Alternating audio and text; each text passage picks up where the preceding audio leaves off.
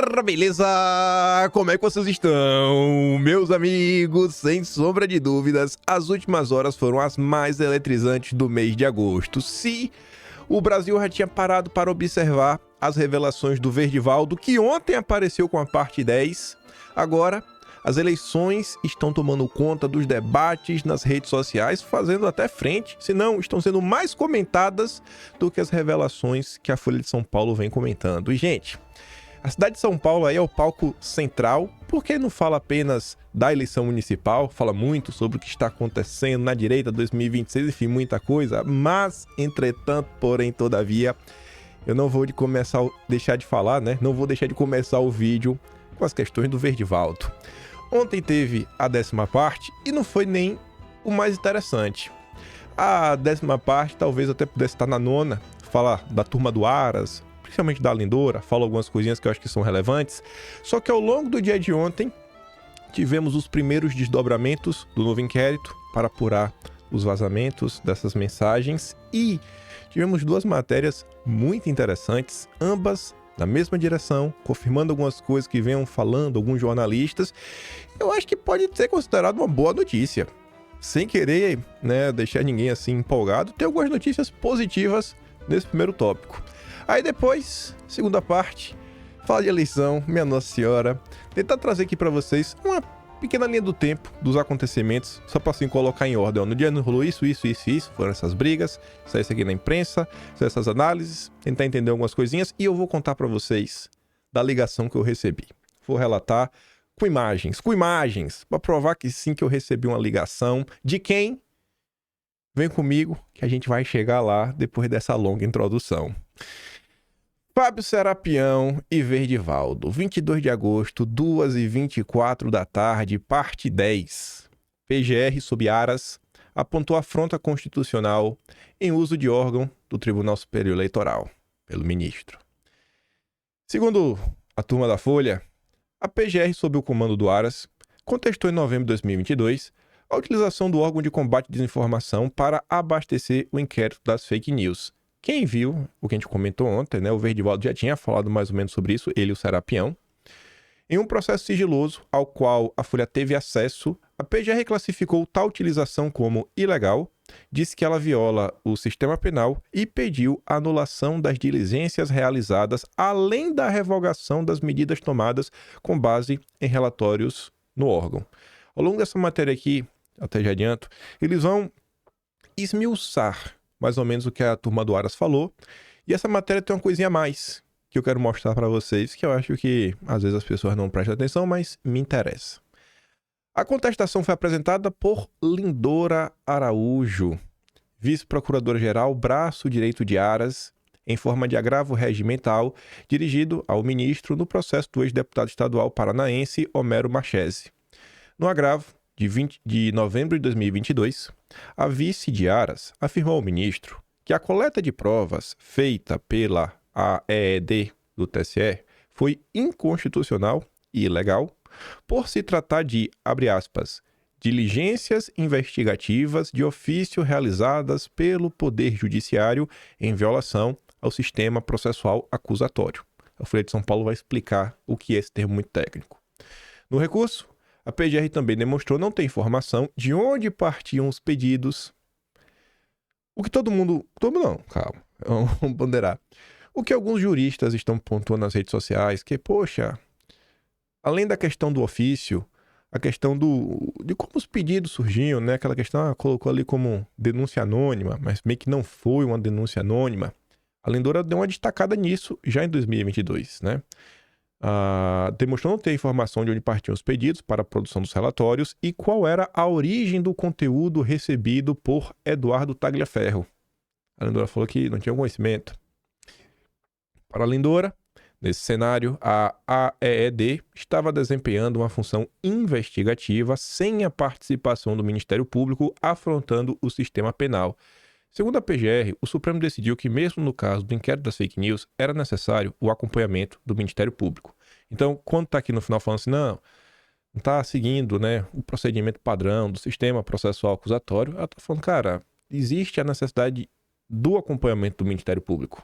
Esse é em tese, né, o passo a passo normal. Segundo a PGR, a estrutura da justiça eleitoral estava atuando em situações alheias ao combate à desinformação no processo eleitoral, passando a monitorar redes sociais de pessoas que convocaram manifestações contra a viagem de ministros aos Estados Unidos para participação em evento privado em Nova York. Abre aspas para a nota da Lindora. Nota não, né? O recurso que ela apresentou. Não se pode admitir que órgão do Poder Judiciário Eleitoral, a pretexto de combate à desinformação, materialize diligências investigativas com o escopo de coletar elementos quanto à autoria e materialidade delitiva criminal a serem compartilhados com o Supremo. Em linhas gerais, pô, cara, não é bacana o Poder Eleitoral tá fazendo isso que vai pro outro, né? Meio que não é função dele.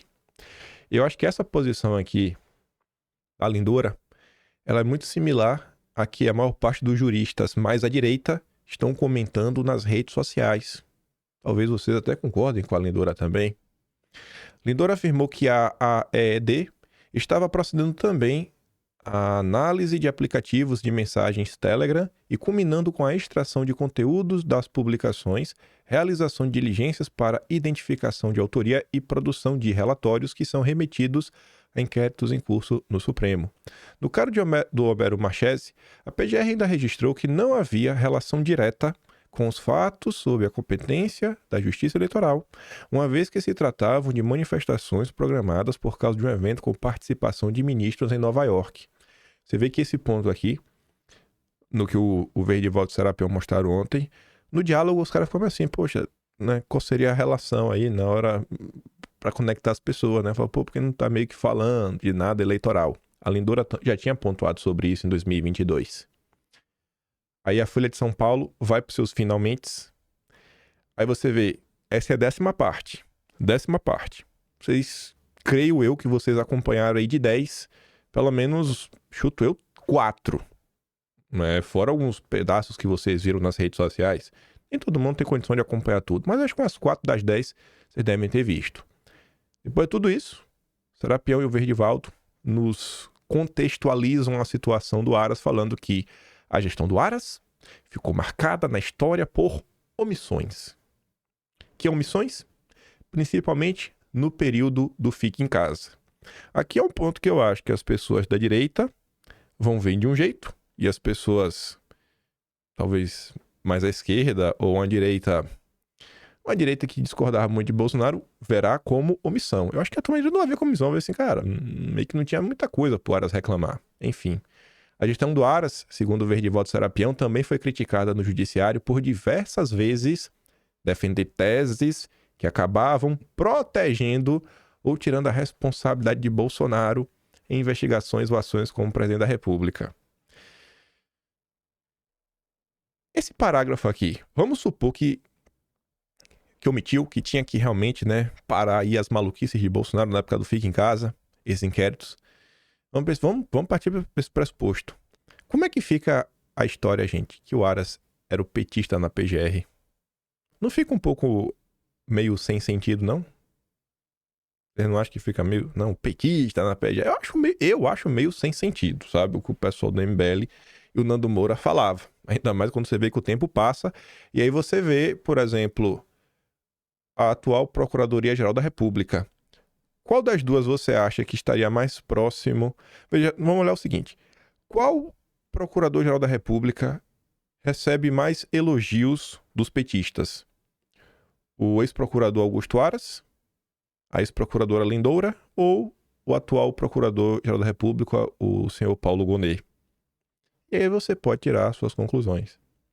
No período, o ministro passou a tomar decisões de ofício sem ouvir o Ministério Público ou ainda ignorar as manifestações do órgão, autorizando pedidos da PF mesmo com posições contrárias da PGR. O Aras foi contrário, né? A PGR foi contrária.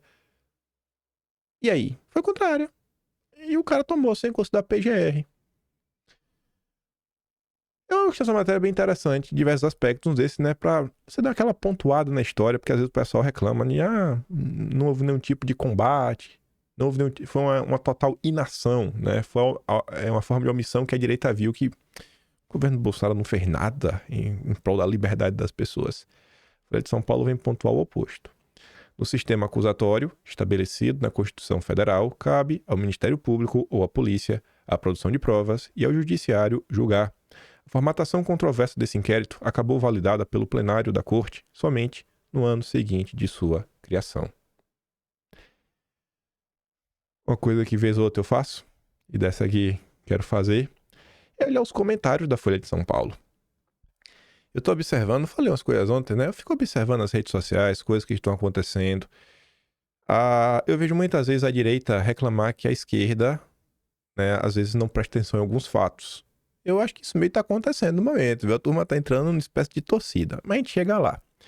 Veja isso aqui, pessoal. Veja o que está sendo exposto pela Folha de São Paulo. E veja o que os assinantes da Folha têm a comentar. José Guilherme Soares Silva. Pronto. A Folheca se alia às teorias da Lindora. Fundo do poço. Hélio Cardoso. Agora a Folha, através do Green Vade Retro, está desenterrando defuntos. E o pior, elementos que antes nunca prestaram. O petista da PGR nunca prestou. Recuperaram o Exterminador-Geral da República e sua sócia, a tia dos meninos. Que nojo da Folha. Essa PGR é a mesma que silenciou durante o Geno, só pra saber? Você viu o que está sendo exposto na matéria. Esses são os comentários de quem leu, né? Bozolândia voltou? Agora com a nova política noticiosa da Folha Oeste. Aproveitem a promoção da assinatura 9,99. Corra, essa promoção termina com a próxima denúncia do PGR. Uia! Quer dizer que auxiliar do engavetador-geral da República agora tem razão? Tempos estranhos. Não, Marco Aurélio. Estava Marco Aurélio Melo, ex-ministro, sendo crítico de algumas coisas, e Folha.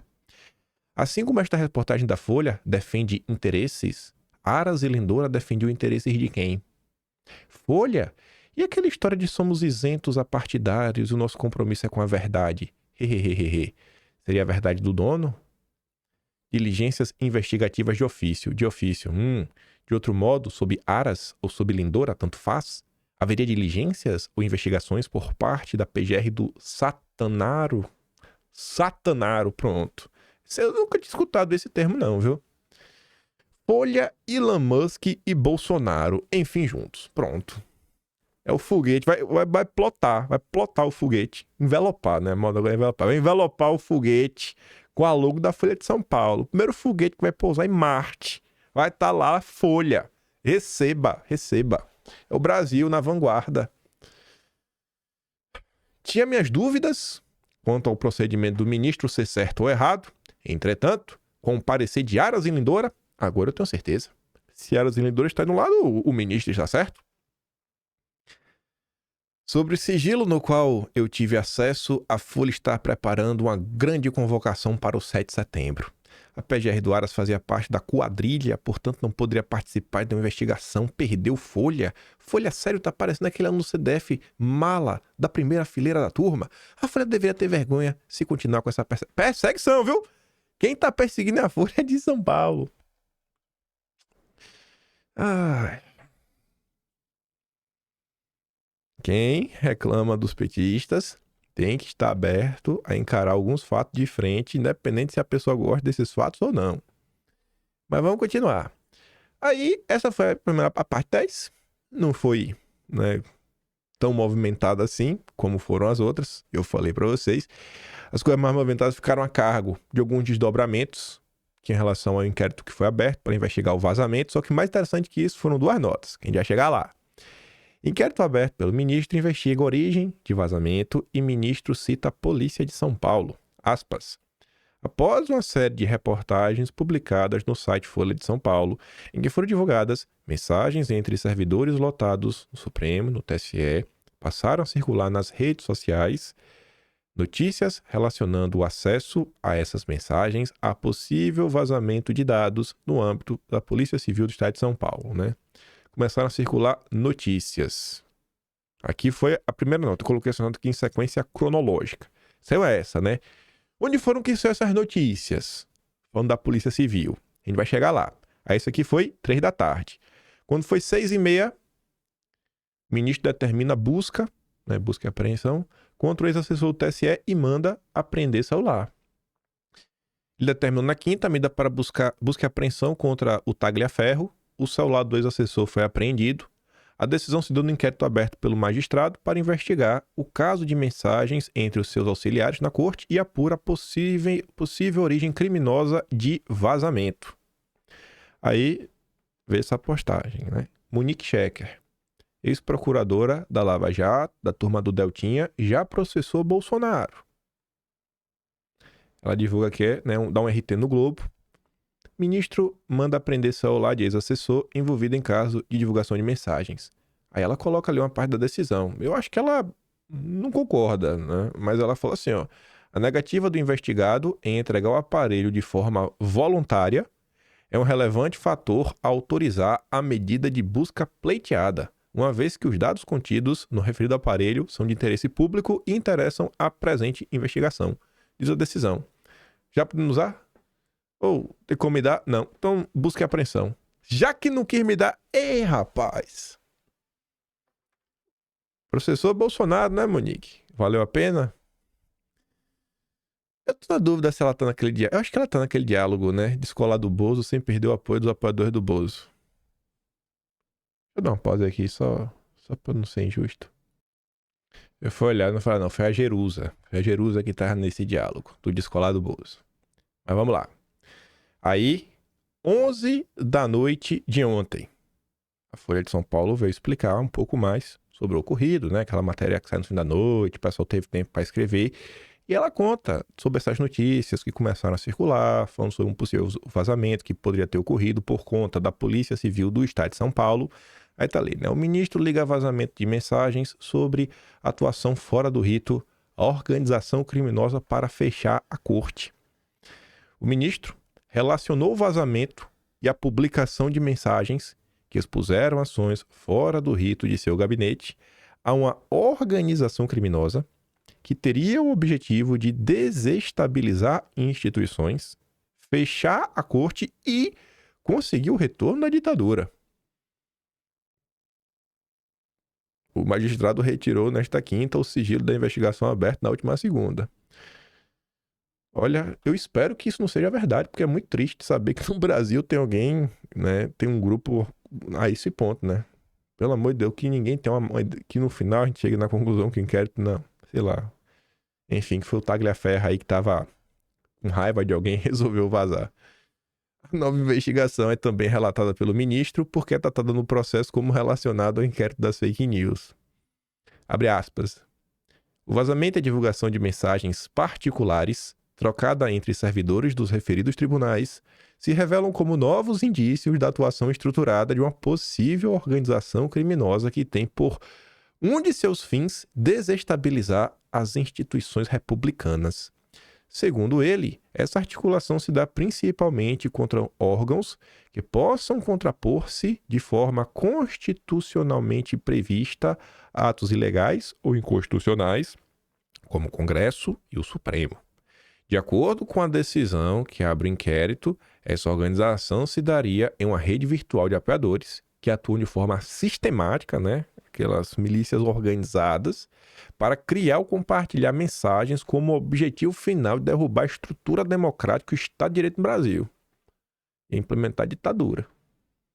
Essa, aspas, para a decisão, né? Essa organização criminosa ostensivamente atenta contra a democracia e o Estado de Direito, especificamente contra o Poder Judiciário, em especial contra o Supremo, pleiteando a cassação de seus membros e o próprio fechamento da Corte Máxima do país, com o retorno da ditadura e o afastamento da fiel observância da Constituição Federal. Eu não sei. Eu acho que não, ministro. Me perdoe. Eu acho que não. Nesse momento no Brasil, ninguém tá muito tentando instaurar uma ditadura, não, viu? Pelo menos não acho que o pessoal da rede social. Aí a Folha fala, né, da questão. Ela traz um contexto de algo que aconteceu com o Tagliaferro, que é que em 2023 ele foi alvo, ele foi preso por questão de violência doméstica. E quando ele ficou preso, o celular dele ficou sob guarda da polícia de 9 a 15 de maio de 2023. Segundo o documento da Polícia Civil, Tagliaferro restituiu o celular após reconhecer o objeto e constatar a integridade e a funcionalidade dele. Aí veja, na decisão do ministro, onde ele fala sobre as matérias que estão falando aí, sobre, né, talvez teve um vazamento por conta da Polícia Civil, estavam circulando nas redes, Aí a Folha de São Paulo fala sobre isso, que a decisão, o ministro cita 2 textos do site da revista Fórum, que é um site aí que muita gente vai acabar reclamando por ser muito próximo ao petismo, que, segundo ele, abordam a inconsistência das informações relacionadas à posse do aparelho solar, que é a provável origem do vazamento das mensagens divulgadas pela Folha. Nas referidas publicações, ficou consignado o possível vazamento deliberado das informações, com o objetivo de estabelecer uma narrativa fraudulenta relacionada à atuação dos servidores. Na mesma decisão, ele já encaminha os autos à PF e determina que, no máximo 5 dias, Tagliaferro fosse ouvido. Também cobra a cópia integral do inquérito estaral de Franco da Rocha, no caso de violência doméstica. Assim, a Polícia Federal intimou o Tagliaferro, também a sua esposa, e o perito teve um novo celular também apreendido. Sempre tem uma surpresa, disse Eduardo Kuntz, advogado dele, após ser questionado sobre a apreensão. Aí, Samuel Pancha, cujo seu maior trabalho jornalístico de todos os tempos, acho que foi o Sheldon Gabinet. Aquele foi sensacional. Ele posta uns recortes bem interessantes. Aquela fala do Lula, no início do ano, sobre o que está acontecendo lá no Oriente Médio, que o mundo falou do Lula, né? Teve até artigo internacional falando do Lula. O Samuel Pancha que assistiu lá, a entrevista do Lula, fez um recorte. Vez outra ele faz alguma coisa, mas é um recorte ou outro. O Shadow Cabinet, eu tô esperando o Shadow Cabinet da era Lula. Porque não foi só um recorte. O grande Samuel Pancha, ele vai no Facebook, pega várias lives de Bolsonaro, coloca juntas, aí coloca aqueles efeitos, né? Acho que é esse mais C que começa assim, o vídeo todo escuro, aí vai ficando mais claro e fica escuro de novo.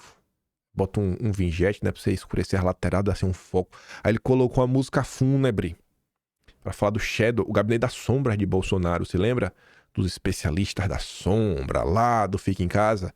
Isso daí alimentou a CPI do circo de um jeito sem igual. Eu tô esperando ele fazer esse mesmo tipo de trabalho, todo editadinho, com música de fundo, né? Mas ele tá um menino mudado.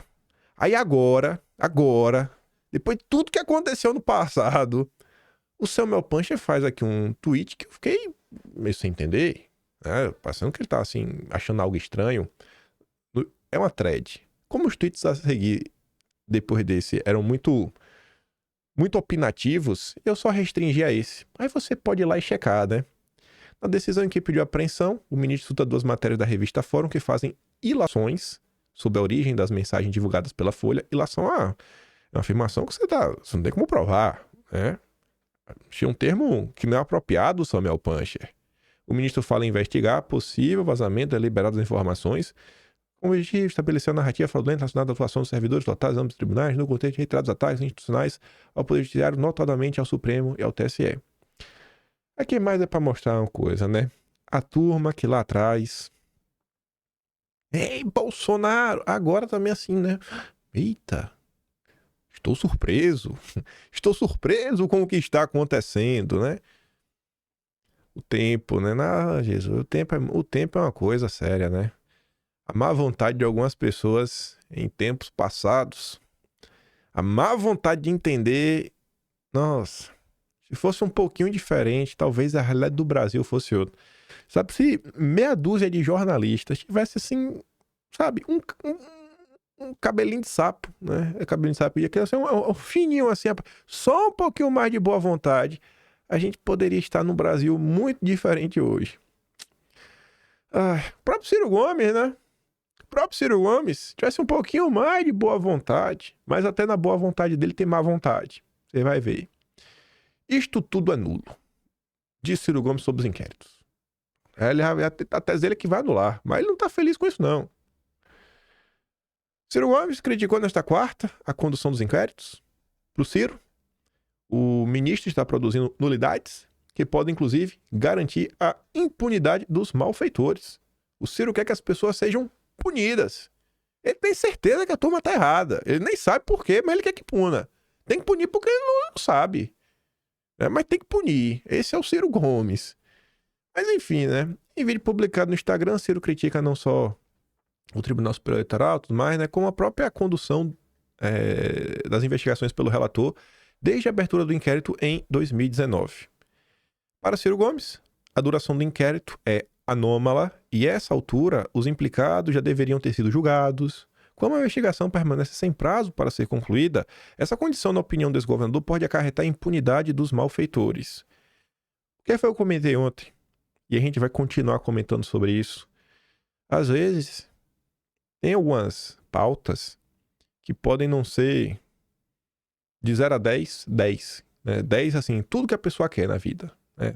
10. E 0, ela não tem nada que ela queria. Às vezes tem aquela pauta, pode ser um 3. Esse caso aqui eu acho que é mais que 3. Mas você vê que ela teria talvez um certo apoio de alguns setores.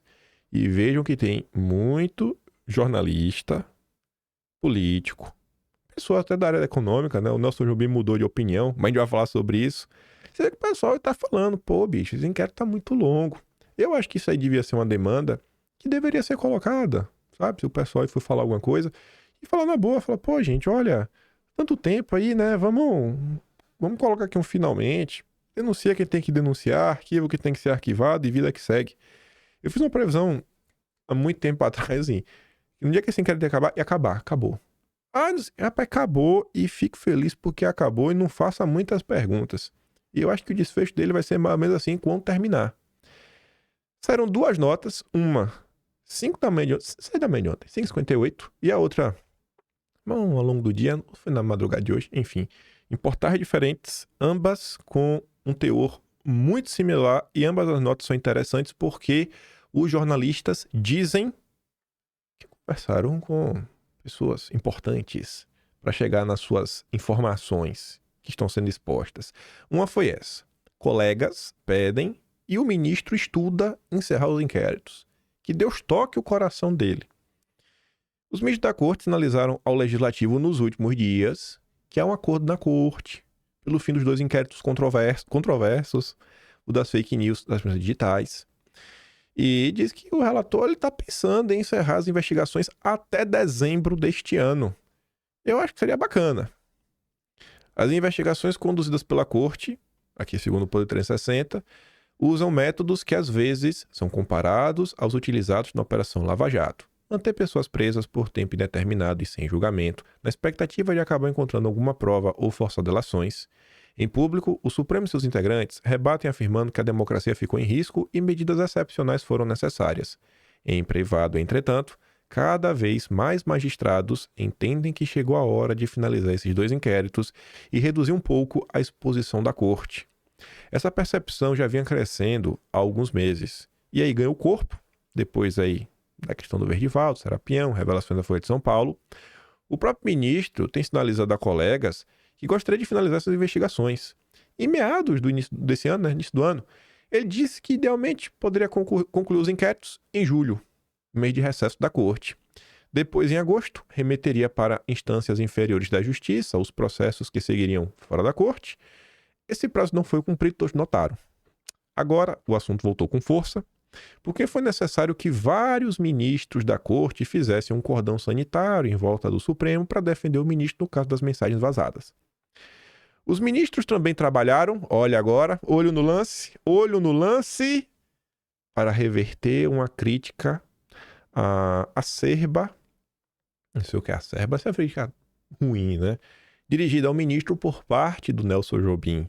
Aquela crítica ali, ela circulou muito, né? Porque o Nelson Jobim, ele não só é ex-presidente da corte, ex-presidente do TSE, ex-ministro da Justiça, ex-ministro da Defesa, ex-deputado da Constituinte, como também o senhor Nelson Jobim trabalha no BTG, né? Tá no conselho do BTG.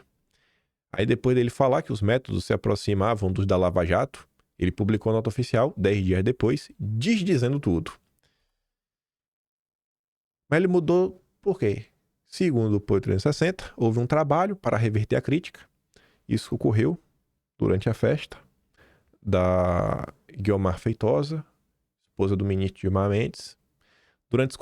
Dentre os convidados da festa estava Dedé, onde esteve, você conhece? Dedé tava lá.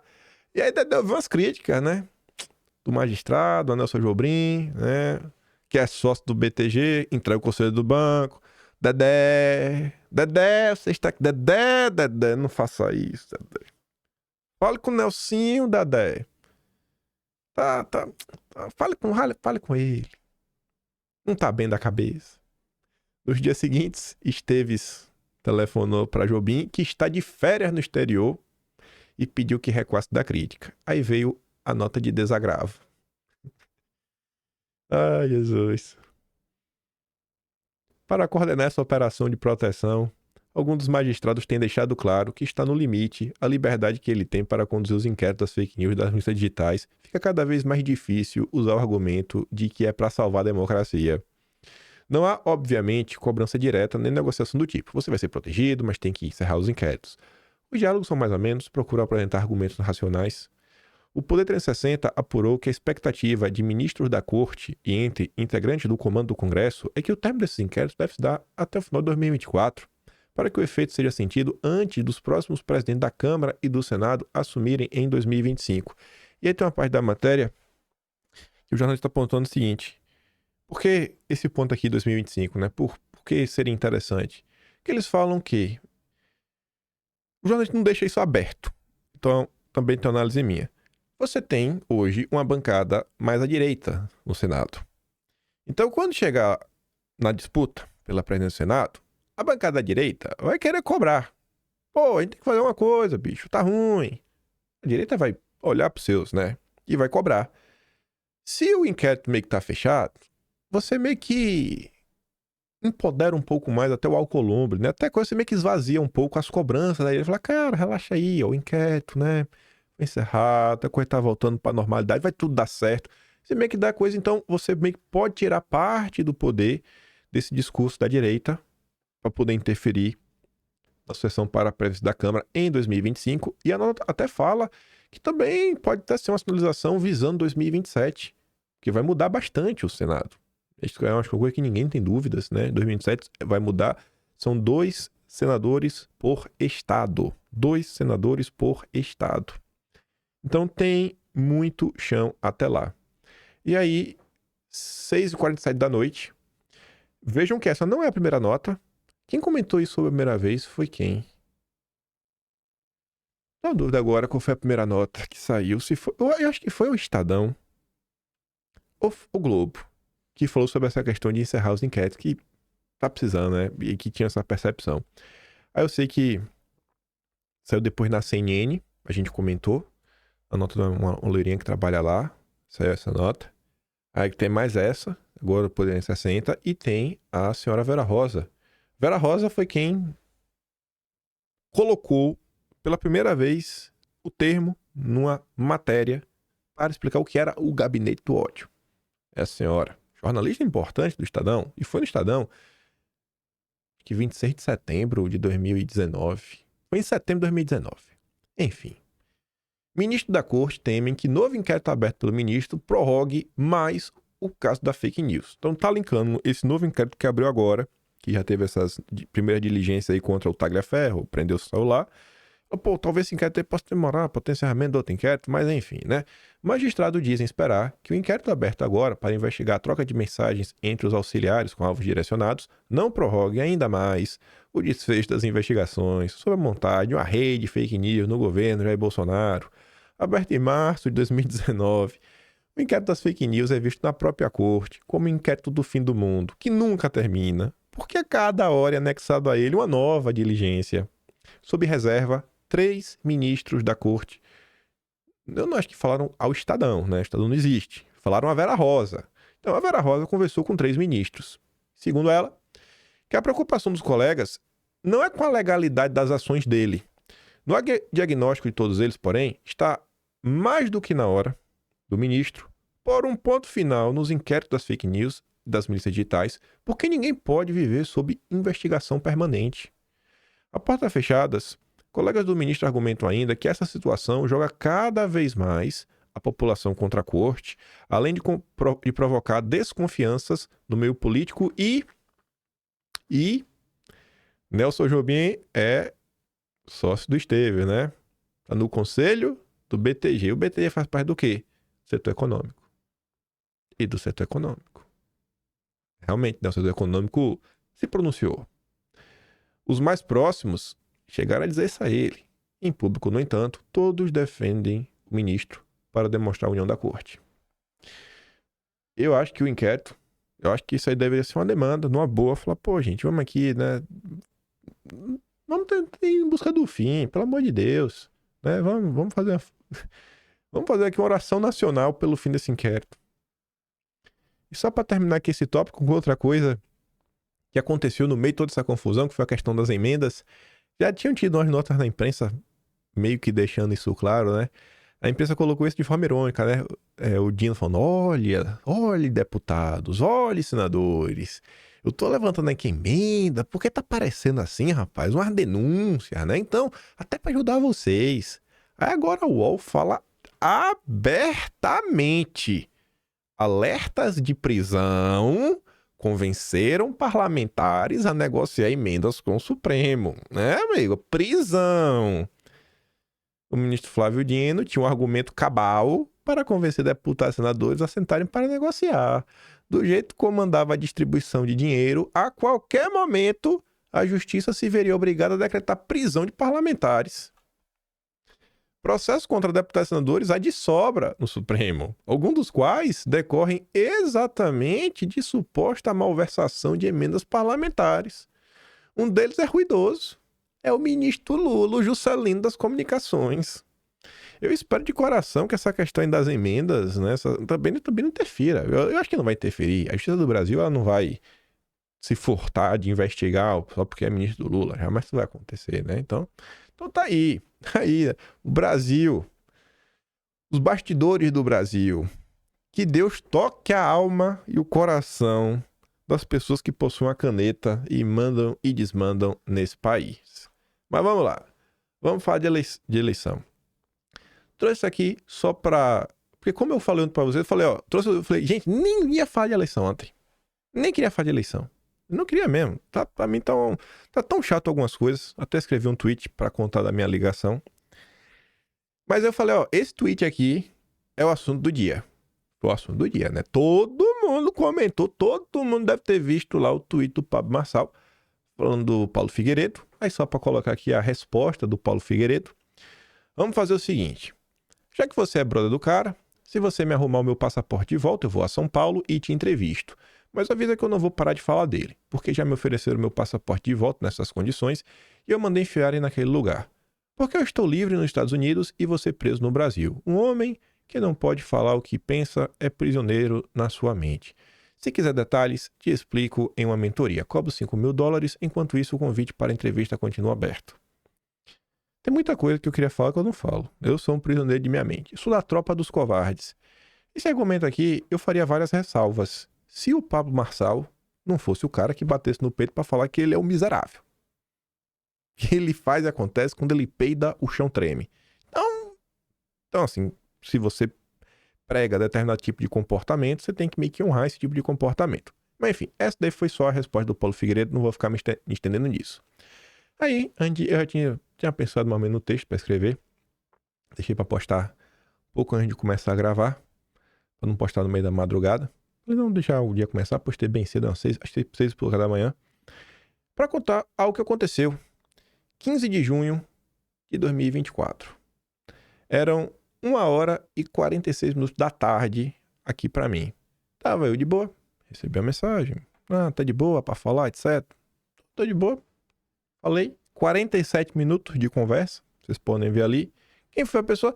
Pessoa da campanha de Marçal. Pessoa que tá na campanha de Marçal mesmo. Pessoa que o Marçal já falou dela algumas vezes. Citou até o nome dela ontem também. Enfim, uma pessoa importante aí na campanha do Marçal. Veio conversar, veio me perguntar sobre o que eu tava achando das coisas, tudo mais, pipipi, de interesse de conversar com o cara e apoiar, não sei o quê. E eu meio que eu relato, fiz um tweet relatando, falando, rapaz, tá de boa, me ligaram, né, longo papo, ouvi muito sobre diversos itens, fui respondendo o que tava sendo colocado pra mim, mas de colocar assuntos assim na mesa mesmo, eu não sei o que estão me questionando, falei pouco. Poucos assuntos que eu tava meio preocupado. Tá ali, ó. Falei sobre poucas coisas. Uma delas, que eu não ia participar de nenhuma campanha, nem apoiar ninguém, pois eu não vislumbrava nenhum candidato que realmente concordasse, né, com a agenda dele, mas deixei claro que quem fosse pro segundo turno teria meu apoio. Eu falei isso pra turma da campanha do Marçal. Falei, irmão, No segundo turno, eu vou apoiar quem tiver no segundo turno contra o Boulos. Eu não sou a favor do voto nulo. Por pior que seja a agenda do Marçal, do Nunes, da Atena, quem mais? Do Kataguiri, que eu falei isso da MBL, do Kataguiri, da Marina Helena. No segundo turno, anti-Boulos. É anti-Boulos, não tem o que falar. A segunda coisa que eu disse é que eu esperava que a briga entre os candidatos não se tornasse uma grande batalha que prejudicasse a direita. E eu tenho certeza que se a pessoa tiver um mínimo de hombridade, ela vai confirmar isso. Dito isso, tive mais 2 contatos. Contatos por mensagem. Depois, né? E teve mais uma ligação. E teve mais uma ligação. Vou checar aqui pra ver. Falei aqui, tô uma dúvida agora. Se teve mais uma ligação ou não. Deixa eu ver. Deixa eu ser bem justo aqui.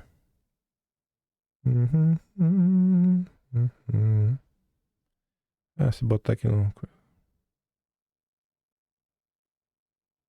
eu ver. Não, foi só uma ligação mesmo. As outras foram por mensagem. As outras foram por mensagem. Foi uma ligação, as outras foram por mensagem. Enfim, foi mais 2 contatos. A primeira hora que eu mandei mensagem, foi falando, rapaz, meio ruim esse ataque a Michele Bolsonaro. Vocês vão lembrar, o Marçal ali foi pra cima da Michele Bolsonaro no Instagram. Eu falei, cara, não é por aí, bicho. Aí, sabe, pra cima de família. A esposa de Bolsonaro, é sério mesmo? Foi quando a Michele Bolsonaro postou alguma coisa na questão do Nunes. E o Marçal foi lá. Beleza. E o terceiro e último contato se restringiu a defender muitas pessoas comuns que estão por aí nas redes sociais. Deixa eu te explicar. O que vai acontecer? Trouxe esse vídeo em vídeo. Tava passando no Twitter, a Tsu colocou um recorte. Marçal concedeu entrevista e do nada, ninguém perguntou, ele resolveu colocar na mesa. Falando lá que o Carlos Bolsonaro colocou o sistema dele contra ele, né, para fazer aqueles ataques organizados, toda a tese do gabinete do ódio. Eu coloquei ali, né? Algo que eu acho totalmente fundado, foi utilizado por diversos grupos desde 2019 para massacrar a direita ao longo dos anos. Falei de forma bem clara e expliquei para o interlocutor que esse caminho do Marçal era horrível e que ele deveria se desculpar. Eu falei isso. E a pessoa falou, quer colocar com ele? Eu nessa mensagem, acho que foi logo depois do vídeo. A pessoa me retornou, ela ia se encontrar com o cara mais tarde. Eu falei, cara, deve ser meia-noite, 1h da manhã, eu vou estar dormindo. Outro dia até falo com ele, não tenho problema falar com o Marçal, né, por vídeo chamado. Né, eu falei, eu até falo, mas isso não dá, cara. Essa aí cruzou uma linha que pra mim não dá. Cruzou uma linha que pra mim não dá. Não dá. Essa história é gabinete do ódio. Aí eu falo lá no tweet que eu fiz. Existem algumas coisas que já aconteceram na direita que eu cobri com profundidade e exaustão. E uma delas é esse movimento que começou pelas mãos do MBL e Ian Gentili, 26 de maio de 2019. Começou antes disso, né? Mas o evento é a manifestação do 26 de maio. E virou o caos que todo mundo conhece. Aí no meio dessa confusão, por não endossar uma candidatura, diversos inocentes e desavisados, vamos fingir que só tem bobeira na internet, tentam emplacar diversas narrativas sem pé nem cabeça, fazer acusações sobre coisas que eu nunca disse, tipo, você não vai falar do Nunes?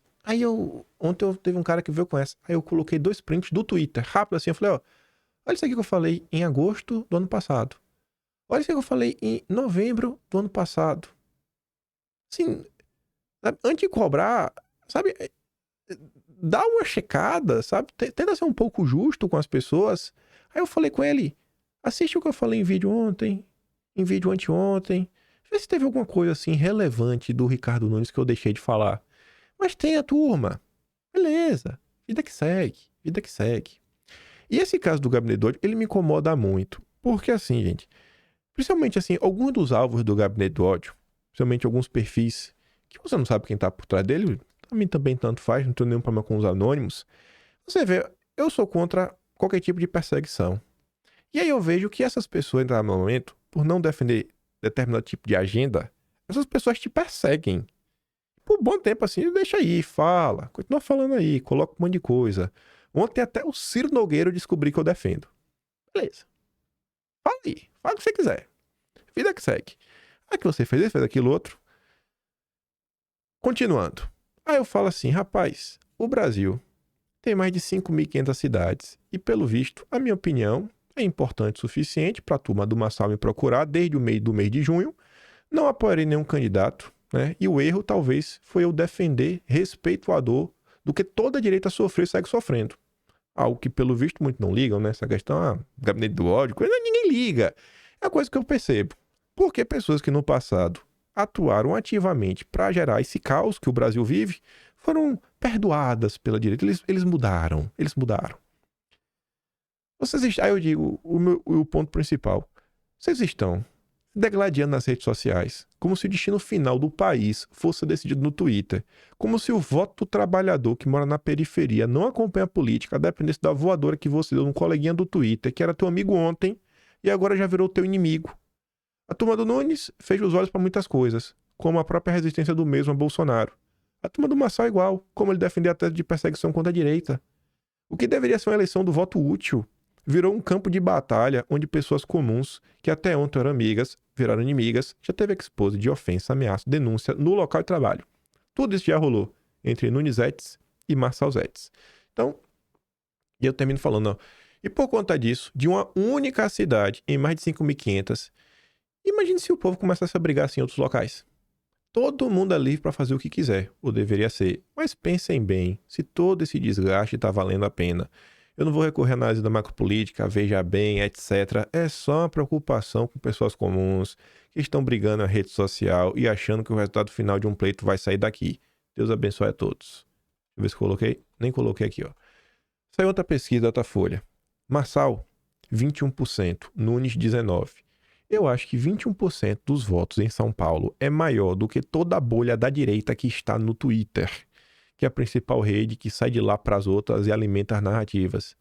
O Marçal, se ele está crescendo, é porque além de rede social, ele também está vendo um trabalho de base. O Marçal está no Kawaii da vida, está no TikTok da vida. O cara tá rodando. Ele está fazendo a parte dele. O Nunes está errando em várias coisas também. E aí o pessoal fica achando que assim, cara, eu vou brigar com essa pessoa no Twitter, a gente vai se degladiar e o destino do Brasil vai sair daqui. Gente, tenta fazer uma ponderação sobre isso. Pegando aqui, antes de falar até do Marçal, a falar sobre o copo meio cheio, meio vazio. Só uma notícia. Bolsonaro, o PL de Bolsonaro vai apoiar, não sei se é o PT propriamente dito, mas são um partido de esquerda, acho que é o PT, em 85 cidades. Aí você pode olhar por diferentes ângulos. Bolsonaro vai apoiar o PT em 25 cidades? É um traidor, um safado, é um frouxo, é um covarde, é isso.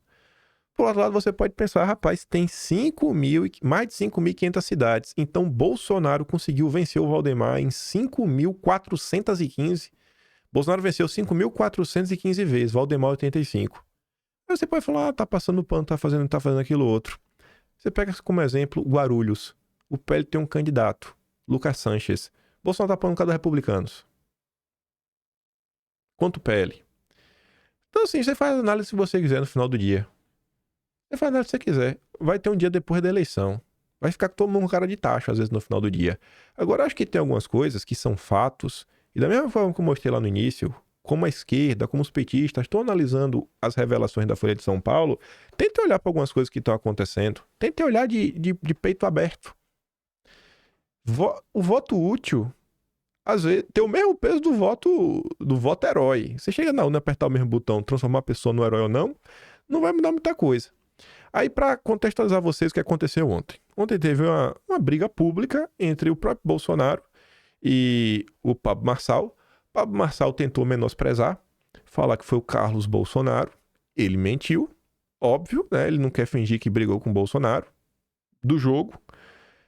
Bolsonaro concedeu uma entrevista pro Paulo Capelli, já depois do tweet que ele fez. Mas essa matéria colocou toda a linha do tempo dos tweets, então vamos olhar ela.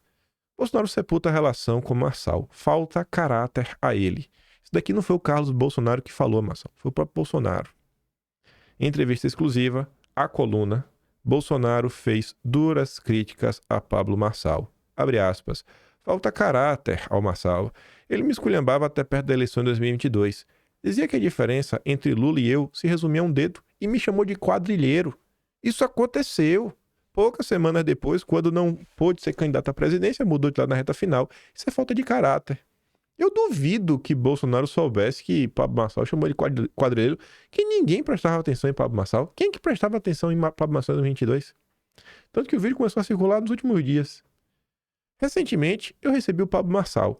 Tivemos uma conversa reservada e cordial. Entreguei uma medalha na do 3i, imorrível, imbrochável, incomível a ele. 2 horas depois dessa reunião, ele espalhou que eu não apoiaria o Ricardo Nunes. Eu reafirmo que apoio o Ricardo Nunes e não tenho nenhum compromisso com o Marçal. Você acha que isso é um comportamento bacana? Você faz a reunião, o cara te recebe, o cara te dá uma medalha e tu dá na imprensa que o cara tá te apoiando? Sabe? Você acha esse tipo de comportamento bacana? Eu acho que isso não faz o Marçal. Eu acho que assim. E o Nunes, hein? Não, acho que o ponto não é esse, né, pessoal? Eu acho que você pode até achar que o Marçal continua sendo melhor que o Nunes. Mas raciocine em cima de alguns fatos que estão acontecendo antes de você endeusar uma pessoa.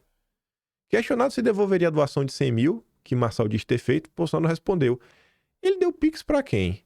A PF revirou a lista de doadores, não tem nenhum Pix dele na minha conta, naquela arrecadação feita em 23. Se ele doou pro partido na campanha de 22, o problema é dele. Ao menos ele doou para um candidato honesto. Enquanto conversava com a coluna, Bolsonaro recebeu uma atualização do PL. O partido acabou de me informar que o Marçal doou 160 mil em 22. Foram 3 repasses, um de 100, um de 50 e um de 10 mil. Bolsonaro então prosseguiu. Pablo Marçal doou esperando que eu fizesse um bom trabalho na presidência ou esperando ganhar algo em troca? Quer contribuir com doação para depois ter uma boquinha no governo ou na prefeitura? E que diferença, né? Num curto espaço de tempo, ele me chamar de quadrilheiro e depois doar 160 mil. É lamentável que um candidato a prefeito de São Paulo tenha essa postura de fazer doações esperando algo em troca. Quando não conseguiu contato com o Pablo Marçal, veja abaixo como se deu o atrito iniciado na rede social. Aí começou aqui, ó. Bolsonaro fez uma postagem falando sobre coisas que aconteciam no seu governo, falando questão de ferrovia. Aí o Pablo Marçal colocou assim, ó. Pra cima, capitão. Como você disse, eles vão sentir saudade de nós. Aí o Bolsonaro perguntou, né? Nós? Um abraço, né? Nós? Nós? Eu te conheço. Piadas à parte, né? Aí o Marçal já respondeu, que é a questão do Pix. Jair Messias Bolsonaro, isso mesmo.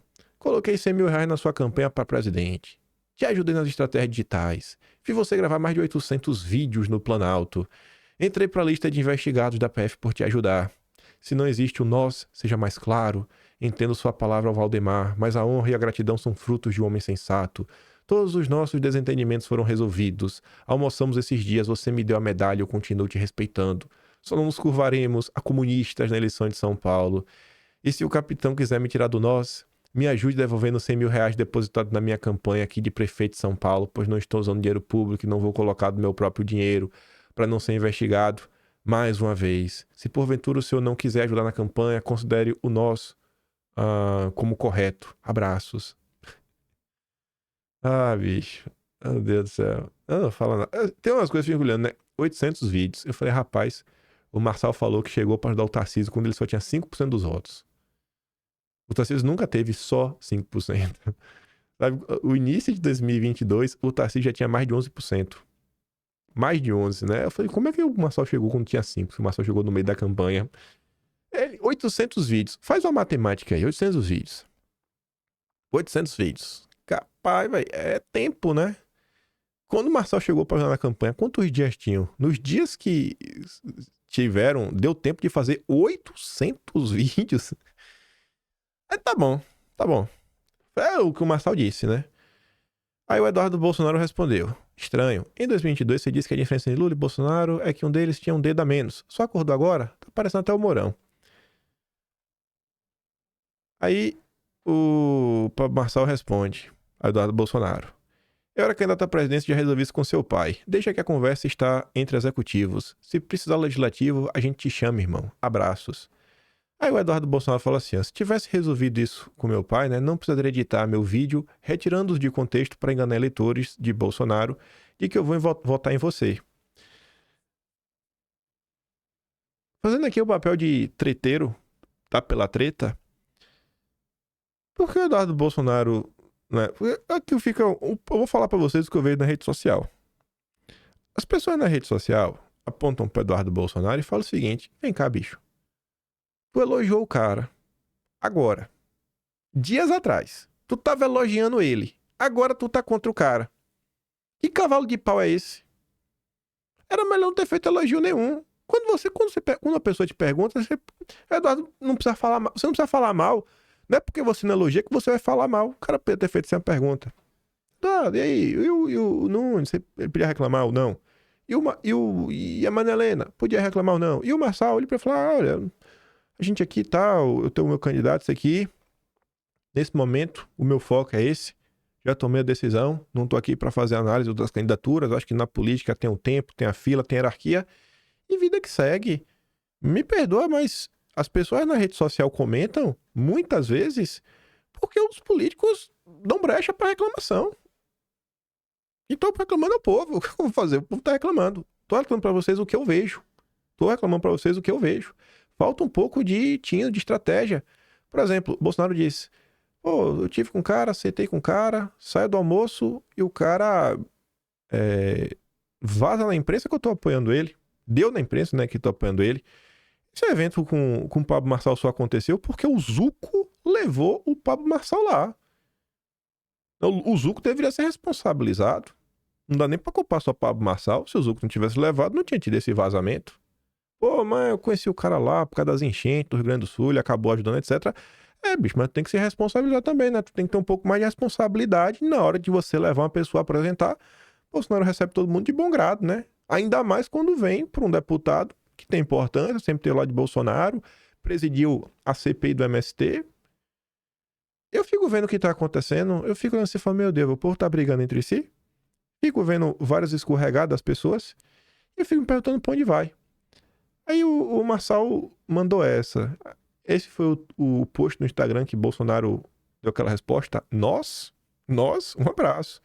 A Pablo Marçal colocou no history, colocou esse dedo no nariz de Bolsonaro, que eu não entendi muito bem por que esse dedo. Não vou ficar procurando pelo em sapo, mas eu acho que essa mão no nariz não ficou muito boa. Aí ele botou, por favor, com respeito, comente na postagem do presidente. E jogou a galera lá, mandou a tropa pra cima. Tudo bem. Aí, diante de todos esses desdobramentos, 10h20 da noite de ontem, Carlos Bolsonaro fez esse tweet. Diante de entendível resistência ao tal do Nunes, mas não me referindo ao pessoal, que tem um projeto de poder financeiro liderado por outro que nunca apresentou nada para ser considerado de direita, por mim se colocando propositalmente com apoio de determinados para tentar anular a direita construída a duras penas no país, além de todas suas artimanhas cometidas diariamente, eu sinceramente consideraria a Marina Helena do Partido Novo como uma das possibilidades de voto, visto que todos têm seus problemas, mas esta se mostra de bom preparo e mais afinidades claras com a direita. É uma opinião. Cada um faz o que quiser, além de impedir o avanço da extrema esquerda na pessoa do Boulos, soldado do Lula. E depois que postou, aí já vem a galera que eu tava falando, né? Que um dia você já defendeu o pessoal das perseguições que eles sofreram, sempre das fake news. Aí agora, o Carlos falou, aí agora ele vai apoiar a Marina Helena. Não vou apoiar a Marina Helena, não vou apoiar nenhum. Não tiro as críticas que eu fiz a nenhum desses candidatos. Pelo amor de Deus. Aí, após o Carlos fazer esse tweet da Marina Helena e a resposta dos aí no Instagram de manhã, estamos trazendo aqui só a linha do tempo primeiro. Com alguns comentários, óbvio, né? Aí o Marçal ontem concedeu uma entrevista. Não sei se foi uma sabatina, etc. Mas ele deu uma entrevista. Na saída dessa entrevista, ele falou com a imprensa. Marçal nega a ruptura definitiva com Bolsonaro. Não deve ter lido a nota do Paulo Capelli. E acredita essa rusga a presepada de Carlos Bolsonaro, retardado mental. Aí você fala, você acredita na Globo? Você acredita na Globo?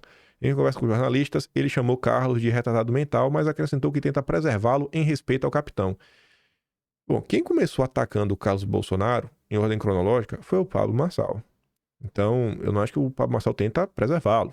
Ele tá atacando desde o dia zero. Você acredita no que sai na Globo?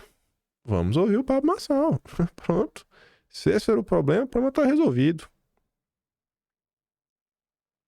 Aquela presepada que aconteceu no Instagram, lá até perguntei para ele no WhatsApp, do Carlos que tem problema comigo. Eu tento preservar o Carlos, mas ele é um retardado mental, assim, é um cara que não tem um escrúpulo, mas pelo presidente eu vou... Não tem escrúpulo. Eu vou relevar aquele comentário dele. Hoje ele fez novos comentários, né? Falou até que sugeriu para o eleitor bolsonarista que votasse na Marina Helena e falou que você não tem compromisso com a direita. Ele pode falar o que ele quiser. Ele sempre tá aí para atrapalhar. Ele atrapalhou nossa eleição a presidente. Ele atrapalhou. Eu criei uma estratégia para o Bolsonaro pedir perdão para o eleitorado. Gravamos mais de 800 vídeos. A imbecilidade do Carlos Bolsonaro foi lá e... Quem que fez isso? O Marçal? Então era para pagar. Não vai rodar na campanha do Instagram. Foi isso que fez a gente perder a eleição. Bolsonaro, com humildade, gravou o vídeo, reconheceu que aquilo ia mudar o rumo da eleição e o Carlos, de forma imbecil, foi lá e atrapalhou. Eu sempre poupei ele pelo capitão, mas agora, como ele está se acomunando com vários canalhas para me atacar, numa eleição que nem diz respeito a eles... Está se acomunando com várias canalhas para me atacar. Mais uma vez a tese, né? De uma organização para atacar a pessoa diretamente. Isso aconteceu. Isso significa que é para você votar no Nunes? Não, não é para você votar no Nunes. Mas eu acho que as pessoas estão... Não sei, né? Não sei, gente. Tem gente que quer idolatrar o Marçal. Pode idolatrar o Marçal, o mito Marçal. De boa. Agora vai surgir a verdadeira direita, né? Beleza. Para mim tem algumas coisas que falam muito sobre o que tá rolando. Ontem um cara me perguntou, por que você não apoia a Marina Helena? Eu falei, irmão, ela apoia o crédito de carbono. Partido Novo apoia. Tá na pauta do Partido Novo. A Carol Esponza, que inclusive é candidata no Rio de Janeiro, apoiou abertamente a questão do crédito de carbono até. Ela era parte de comunicação do partido. Aí eu mandei uma notícia de 2022 e o cara falou, 2022? Não está nas propostas dela para a Prefeitura de São Paulo? E você que já até... E eu também falei a questão do Deltan Dallagnol. Ele falou, você tá falando do Deltan Dallagnol? Você já elogiou até o Ciro Nogueira? Eu falei, pronto. Eu elogiei o Ciro Nogueira no dia que eu fui convidado, né? Que eu participei. Todo mundo já deve ter visto a foto. Tá? Eu, Ciro Nogueira, André Esteves, sendo carregados por Nelson Jobim, que tá com a gravata amarrada na cabeça. A gente tomou todas. Foi um evento sensacional. Nunca me esquecerei dessa festa que me chamaram lá no BTG. Foi lindo. Foi um negócio emocionante. Nunca me diverti tanto na minha vida. Piadas à parte, eu falei, cara, eu nem respondi. Mas agora não fale crédito de carbono. Mas isso me mostra o posicionamento de uma pessoa. 2024. Eu quero que os deputados debatam propostas, porque você consegue entender mais ou menos o que passa na cabeça dele. Mas a proposta em si... Eu acreditar em proposta, eu quero ver o teu nível de conhecimento. Quando você fala de proposta, você está colocando conhecimento para fora. É isso que eu quero ouvir. Me fala. É isso que eu quero ouvir quando eu falo das propostas. Mas acreditar nas propostas, que não depende só do político para colocar em prática. Aí fica nesse debate, né? Vai. Aí o Pablo Marçal, só para também pontuar o que aconteceu ontem, depois ele abre uma live, tá com 25 mil pessoas, e fala o seguinte. Vou encerrar essa live com 25 mil pessoas aqui, falar que vocês são amados. Por favor, façam o que precisa ser feito. Ajuda a gente. Em relação ao acontecimento de hoje com o Bolsonaro, né, foi o Carlos Bolsonaro que falou que respondeu no lugar do presidente. Ele tem um problema pessoal comigo. Ele tem ciúme de homem perto do pai dele. Infelizmente, eu sempre poupei ele, mas agora não vai dar, não. Quanto ao presidente, ele vai voltar a ser presidente. E vai ter o Tarcisão aí de governo e vai ter o Marçalzeira na prefeitura e vai ser a tríplice coroa em 2026. Vai mesmo. Fechou? Vai, Tamo junto. Vai ser. Jesus, hein? Que loucura, né? Aí tiveram algumas análises que saíram na imprensa. Essa aqui eu achei relativamente interessante. O Guilherme Amado, ele fez alguma coisa importante. Guilherme Amado fez alguma coisa importante. Família Bolsonaro teme perder São Paulo e bolsonarismo para Marçal. Esse é o título. E tem muita gente brigando, falando sobre isso, falei com vocês. Aí o que é a bola que o Guilherme Amado levanta? Marçal hoje é o maior risco para a campanha de Ricardo Nunes e também para Bolsonaro. Se ganhar, está claro que não beijará a mão de Bolsonaro, tal qual faz Tarcísio. E o que o Marçal vai fazer em 26? Eleito esse ano, ele pode usar a prefeitura de trampolim por uma candidatura presidencial. Se for derrotado, pode tentar o governo do estado de São Paulo, o próprio Planalto, ou, num cenário de menos risco para a família, concorrer ao Senado, trazendo problemas para os planos de Eduardo Bolsonaro. E eu não sei se esse é o cenário de menos risco, não. Porque pensa o seguinte, qual foi o discurso? Assim, o pessoal, é o discurso que tá na mesa, que eu vejo as pessoas falando. É o que eu escuto na rede social. Sabotaram o Salles era o verdadeiro nome, é o cara antissistema, é o cara que não se dobra, e o Salles é um cara que realmente não se dobra, tanto que ele saiu do PL pra ir pro Novo. Que ele não vai se dobrar. Ele não vai se dobrar ao Valdemar, ao Centrão e tudo mais. Aí para e pensa o seguinte, eleição pro Senado. Vem Eduardo, pelo PL, Salles pelo Novo, o Salles com certeza vai ser candidato, e vem o Marçal. Você vota 2 vezes. Eu acho que quem votar no Eduardo, possivelmente, vai votar no Salles. Quem vota no Salles, vamos pelo outro lado. Quem votar no Marçal, porque o Marçal vai ter eleitores. Será que o eleitor do Marçal vai votar no Eduardo ou vai votar no Salles? Eu acho que vai votar no Salles. Então, possivelmente, o Salles vai ser o cara com mais votos. Porque vai receber os votos, né? O segundo voto, tanto do eleitor do Eduardo, quanto do eleitor do Marçal e o próprio eleitor do Salles. E os outros candidatos que tiver? O cara também meio que vai ter que escolher 2. Aí o cara fala, o Salles é muito bolsonarista, o Eduardo Bolsonaro também. Vou votar no Marçal. O Marçal pode receber, talvez, uma parte dos votos do Eduardo, que, não vou votar no Salles, não, sei lá, mito Marçal, faz esse voto. Eles acabam recebendo voto também alguém da esquerda. Eduardo Bolsonaro ficar de fora. O Salles, eu acho que a grande tendência é o cara que votar no Marçal, o Marçal vai te votar no Salles. E essa confusão aqui toda está sendo gerada por uma série de problemas que aconteceu ao longo do tempo. O próprio Valdemar, Duda Lima, Murilo Hidalgo, o senhor Tarcísio Freitas, né, Tarcísio? Tarcísio trabalhou muito pro Nunes ser o candidato também. Não tem para quem também ficar tapando o sol com a peneira em relação a isso. Uma série de coisas. Gente com interesses diversos, difusos, até chegar aqui. E agora, o que que faz? Eu acho que o Marçal tem propostas ruins, como o Nunes tem propostas ruins, como a Marina Helena tem propostas ruins. O resultado tá ali, ó. Boulos tem 23%, Marçal 21%, Nunes com 19%, na Datafolha. Aí depois que sai essa pesquisa, uma coisa que foi cobrada ao longo de todo o ano passado e o início desse ano. O Ricardo Nunes, parece que ele é o único candidato que trabalha para perder. Ele ficou até o último momento esnobando a indicação do vice. Não, porque não existe nenhum acordo, não existe nenhuma promessa, não, porque Bolsonaro não me obrigou a colocar o vice e ficou. Foi quando o Marçal apareceu na disputa que o Ricardo Nunes foi lá e colocou o vice. Olha todo o desgaste que está sendo gerado. Os maiores culpados é o Valdemar e o Duda Lima. Duda Lima, preocupado com o contrato de marketing do prefeito, aí foi lá. Aí agora, tá aí, ó. Nunes exclui bolsonarista de reunião estratégica e irrita grupo. Candidato à reeleição, o Nunes irritou o bolsonarista excluído de uma reunião estratégica da campanha domingo. O encontro ocorreu na sede da produtora, Duda Lima, que comanda o marketing da campanha do Nunes. Teve presença do prefeito e presidente de ao menos 5 partidos que apoiam sua reeleição. Agora calma nessa nota. Escuta isso aqui, ó. Estiveram presentes Baleia Rossi, Ciro Nogueira, Kassab, Palendo da Força.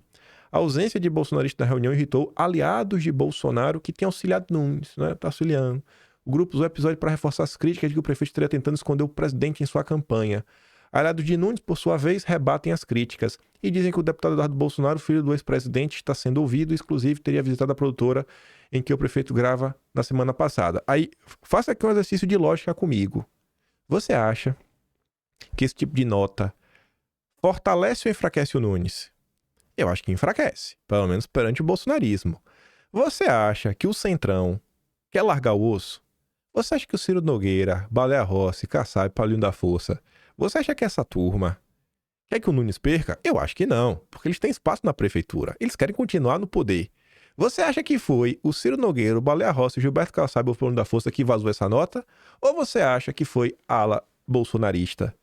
E aí, da mesma forma que eu falei lá atrás que as pessoas estão reclamando na rede social por conta do Eduardo ter elogiado o Ricardo Nunes, desculpa, o Nunes também está elogiado o Marçal e agora pontuando algumas coisas contrárias ao Marçal, e às vezes tem que pensar um pouco mais de falar.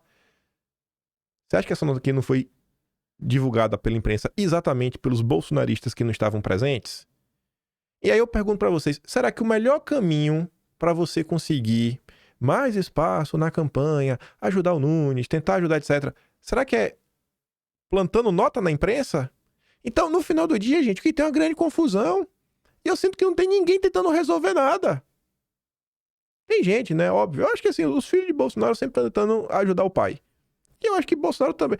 Eu acho que Bolsonaro, assim, ele ligou o F. Porque o Bolsonaro tá rodando o Brasil, o Bolsonaro tá em Fortaleza, ontem o Bolsonaro tá no interior de São Paulo, o cara tá fazendo campanha todo santo dia. Para e imagine, Bolsonaro, na idade que tem, para e pense. Ele não tá na melhor forma física. O cara tem que acordar de manhã, o cara tem que pegar avião. O Bolsonaro tem 1,90 m, eu tenho 1,90 m. Não é muito confortável andar em avião quando você tem 1,90 m. Você vai no avião, você fica, você vai, levanta. Aí você vai no comício. Tu acha que é bacana? É confortável ficar em cima de uma caminhonete? Já viu quando a caminhonete... Todo mundo já deve ter andado de caçamba de caminhonete quando faz a curva. Tu acha que essa parada é confortável? Sabe? Aí o cara tá lá, tá fazendo campanha, tá rodando o Brasil, tá apontando vereador, tá apontando prefeito. Mais de 5.500 cidades. Aí a turma, olha os especialistas da política. Olha os especialistas da política. Sabe? É só uma coisa assim que eu fico olhando e falo, cara, essa turma aqui, pra mim, todo mundo, do Centrão, ninguém quer resolver nada. É só pela gritaria. E o Nunes também faz por onde pra errar. Faz por onde pra errar. Bateu o desespero. Agora, né? Houve resistência. Desculpa, até agora teve resistência do entorno de Nunes em bolsonarizar a campanha. Aí isso pode mudar. A estratégia tentar sair da situação era mostrar que Marçal é frágil e perderia um eventual segundo turno contra o Boulos. Tarcísio agora defende que é preciso ir além. Agora, né? Agora.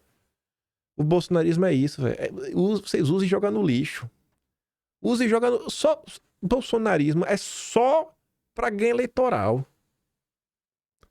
A agenda, a mesma pauta, ninguém liga. Ninguém liga. Eu quero ver o Marçal, prefeito. Quero muito ver como é que vai ser a desenvoltura dele. Torço pelo melhor. Mas enfim, pesquisas internas contadas pela campanha do Nunes identificavam a ascensão de Marçal sobre eleitores simpáticos a Bolsonaro. O Datafolha dessa quinta confirma que 44% dos eleitores de São Paulo que votaram no ex-presidente pendem para o coach. Há 2 semanas era 29%. Tarcísio montou uma espécie de comitê de crise na campanha de Nunes semana passada. Os aliados de Nunes estão convencidos de que sem o bolsonarismo não será possível fazer frente ao coach nas redes sociais. Ao menos na internet, a campanha do prefeito vai bolsonarizar. Agora, né? Agora, vai tentar pegar no tranco. Agora, né? Ricardo Nunes reforça laços com Bolsonaro em vídeo com Eduardo após crescimento de Marçal. Agora, né, Ricardo Nunes? Você também, viu, meu filho? Você se esforça. Você se esforça. Aí o pessoal tá se destruindo na rede social. Rio de Janeiro é uma cidade que eu tenho certeza que todo mundo de direita apoia o Ramagem. Tem nem discordância. A Ramagem bateu a mesma Datafolha e colocou o Marçal com 21. O Ramagem tem 9. E aí? E aí que pra mim isso aqui quebra até uma narrativa que o pessoal coloca, né? Que o pessoal dá como verdade universal. Se fosse o Salles, estaríamos em primeiro, tudo certo, tudo calcificado, tudo mais, pipipi, ppp. Assim, a eleição nem terminou. Não se sabe nem se quem que vai ganhar. Imagine se no final, no dia, ainda tem um problema. Tem o Boulos, né? Vamos pensar o seguinte. O pessoal tá na... Se fosse o Salles, estava tudo resolvido. Gente, olha só. Nem tudo, nem tão pouco. Nem tudo, nem tão pouco. O Ricardo Salles é um nome que tinha muita resistência. Não dá também para tapar o sol com a peneira em relação a isso. O Marçal e o Nunes, eles não são Salles. Eles não têm esse carimbo bolsonarista, etc. E, meu amigo, é uma verdade dura. Tem gente que tem uma resistência absurda a qualquer pessoa ligada a Bolsonaro. Absurda. Absurda. E as pesquisas estão mostrando que o Marçal tem que conseguir tirar a volta até do Boulos. Eu acho muito difícil o Salles tirar a volta do Boulos. Ia estar tudo diferente. Sabe? Debate, todos contra o Salles. Ia ser todos contra o Salles. Mas todos contra o Salles. A imprensa, e a gente está observando jornais até, o golpismo está de volta, antidemocracia, toda aquela ladainha que vocês conhecem. Podia ter diferente também? Podia. O Salles poderia estar na frente do Nunes, eu acho que com certeza também estaria, como a questão do Pablo Marçal. Com certeza, o Nunes ia estar muito mal aí, acho, nas pesquisas. com o Salles. Mas isso também significa que estava tudo resolvido, a eleição era nossa, e vamos derrotar o Bozo, a Tabata, etc. Não é uma certeza. Não é uma certeza, mas às vezes se coloca isso na internet como uma total convicção. São mais de 5.500 cidades. O pessoal tá numa loucura, gente, pela cidade de São Paulo. Se acompanha os comentários, eu fico assim, vendo, falo, minha Nossa Senhora, bicho. Minha Nossa Senhora. Minha Nossa Senhora. Onde o pessoal tá pensando em ir?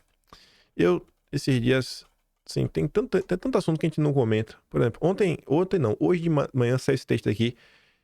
É o tipo de assunto que eu queria comentar. Mas não sei nem quando vai dar tempo. O novo consenso em Washington. O que tava falando foi dossiê do mês passado, o consenso de Berlim, falando exatamente sobre a questão do fim do consenso de Washington.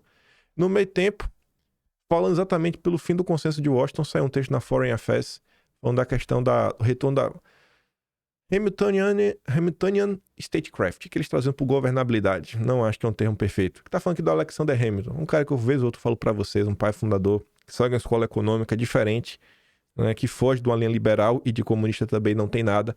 Então, assim, tem mil assuntos falando, mil coisas acontecendo no Brasil, segue tendo agenda econômica, segue com a Amazônia pegando fogo, Pantanal pegando fogo, imposto.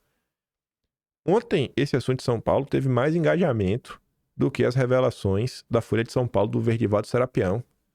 Assim, a agenda central da direita, não era esse ponto aqui, pô, tá pela liberdade de expressão, o que tá acontecendo, meu Deus. Enfim, né? Tem que falar. Sinto que às vezes o vídeo bem até mais chato. Mas aí foi o que aconteceu. Minha preocupação é os caminhos que a direita vai seguir. Pra que caminho a direita vai seguir? Talvez tenha a tão esperada divisão da direita. Talvez agora ela realmente se divida. Você tenha dois grupos dentro da direita. A direita que caminha com o Bolsonaro, que não caminha com o Bolsonaro. Quem vai ser a liderança desse outro lado? Não faço a mínima ideia. Mas que tem gente que realmente espera que isso aconteça. Até porque agiliza, né? A fila de muita gente. Se você tá no barco de Bolsonaro, tem uma ordem. Pra você sair de deputado para senador, de senador para governador, tem uma ordem. Outro grupo não. O jogo tá reembaralhado. Você não precisa do apoio de Bolsonaro. Observar. Meu ponto desde o início, sigo mantendo. Essa questão de gabinete do ódio, ataque articulado. Ao mesmo passo também que o Nunes também não faz nada para tentar se viabilizar. Fico triste de ver os rumos do embate interno que acontece na direita. A observar. Segundo turno, quem tiver no segundo turno terá meu apoio. Se o segundo turno for entre duas pessoas à direita, cara, escolhe aí quem tu quiser. Sempre levando em consideração os prós e contras do candidato e das movimentações políticas, né, e os grupos políticos que eles representam e o que pode impactar aí no Brasil como um todo. É uma situação, acho que é muito mais complexa do que às vezes o reducionismo que a turma aplica na rede social. E é isso. Quem sabe amanhã falando de consenso de Washington, um tema totalmente aleatório no meio de tudo que tá rolando. Aquele grande beijo e abraço, tamo juntos. Valeu, meus amigos. Fui!